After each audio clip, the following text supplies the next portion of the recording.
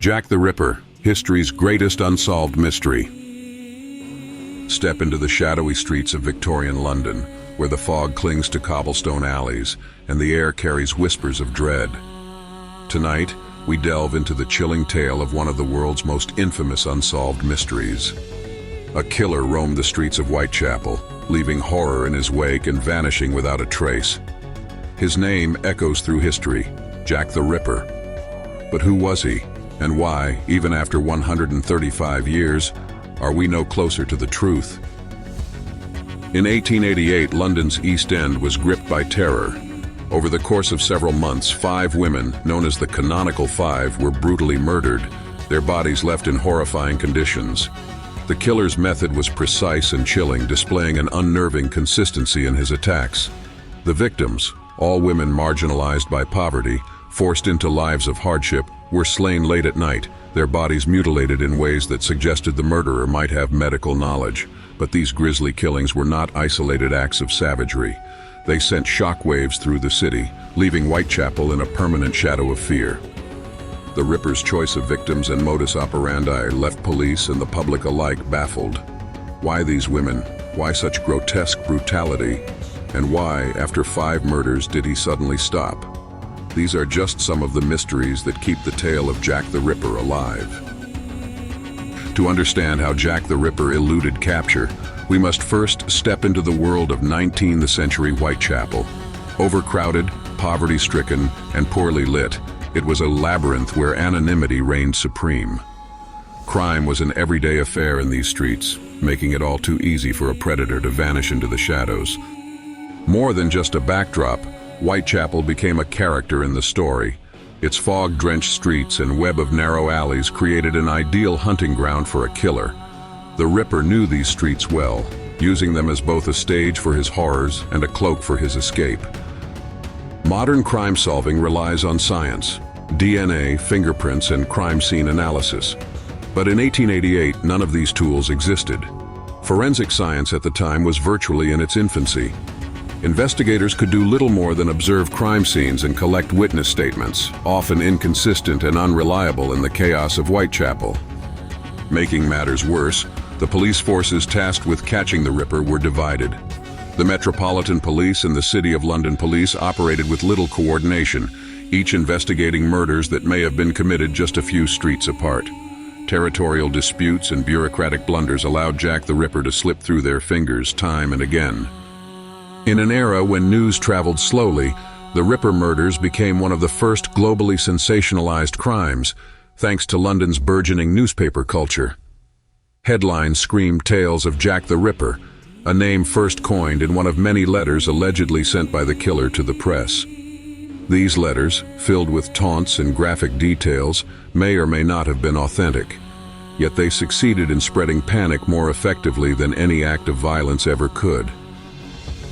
The media frenzy turned Jack the Ripper into a legend, transforming him from a faceless murderer into a cultural phenomenon. Each fresh killing was reported with exaggerated fervor, creating a feedback loop of fear and curiosity. Little did people know they were helping to immortalize the enigma. For over a century, speculation about Jack the Ripper's identity has captivated historians, amateur detectives, and theorists. Some argue he was a man with medical training, citing the surgical precision of his mutilations.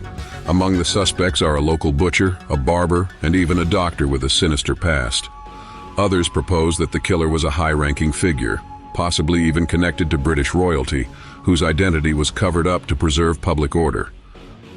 But could the Ripper have been someone outlandishly ordinary, a man so unremarkable he escaped notice while hiding in plain sight? Psychologists have speculated on his motives, painting him as a sadist or someone fulfilling a deeply personal vendetta. In the absence of concrete evidence, every theory remains as plausible as its contradiction, feeding the enigma. Perhaps the greatest question of all remains: why did Jack the Ripper stop killing? Did he flee? Was he arrested for another crime? Or did illness or death bring his reign of terror to an end? Theories abound, but the answers remain elusive. What if he never truly stopped at all? Could other murders dismissed at the time have been the work of this same killer? The silence of history only amplifies its echoes. Dear boss, began one of the infamous missives received during the Ripper investigation. Signed, Jack the Ripper, this letter and others like it garnered public attention and heightened hysteria. But were these letters truly penned by the killer, or were they the work of pranksters or overzealous journalists eager to sell papers? Despite their questionable authenticity, these letters cemented the killer's mythic status. The name Jack the Ripper was unforgettable, a chilling brand in the annals of crime. In the decades following the murders, Jack the Ripper transcended reality and entered the realms of myth. His story has inspired countless books, films, and theories, often blurring the line between fact and fiction. The true details of the investigation are often overshadowed by dramatic retellings, and countless urban legends have added to the confusion surrounding what actually happened. Yet the mystique of Jack the Ripper lies not in what we know, but in what we will never know. He embodies the fear of the unknown, the idea that danger can lurk unseen, unrecognized, and unstoppable. Despite the historical limitations, science continues to probe the Jack the Ripper case. DNA evidence has been tested on artifacts from the crime scenes, though results have been inconclusive and often contested. Each new technology brings hope of closure, but it also reignites debate. Have modern efforts brought us closer to answers or simply added layers to the mystery? Amateur sleuths and internet forums have also fueled renewed interest in the case. The quest for Jack the Ripper's identity has become more than historical. It has evolved into a collective obsession. Often overshadowed by the aura of the killer are the lives of the victims. Mary Ann Nichols, Annie Chapman, Elizabeth Stride, Catherine Eddowes, and Mary Jane Kelly. These were not just names on a police report. They were real women, trapped by poverty and circumstance, targeted by a heartless predator. Telling their stories is essential to remembering that this case is not merely a historical puzzle, but a tragedy. Jack the Ripper is more than a shadowy figure in history. He has become a symbol of the unresolved, the unknowable, and the sinister nature of humanity. His anonymity, his cunning, and his calculated brutality make him a haunting specter, one that continues to fascinate and terrify in equal measure. But as we ponder the enigma, we are left with a final question. Would solving the mystery truly bring closure, or is it Jack's facelessness that keeps his story alive? In the end, Jack the Ripper is a reminder that, sometimes, the darkness of history refuses to give up its secrets. As you leave the fog-drenched streets of Whitechapel behind tonight, remember, some mysteries are destined to remain unsolved. Thank you for watching. If you enjoyed this video, don't forget to give it a like to show your support.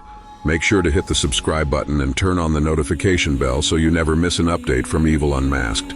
We'd love to hear your thoughts. Drop a comment below with your theories or suggestions for future topics. Stay curious, stay safe, and we'll see you in the next video.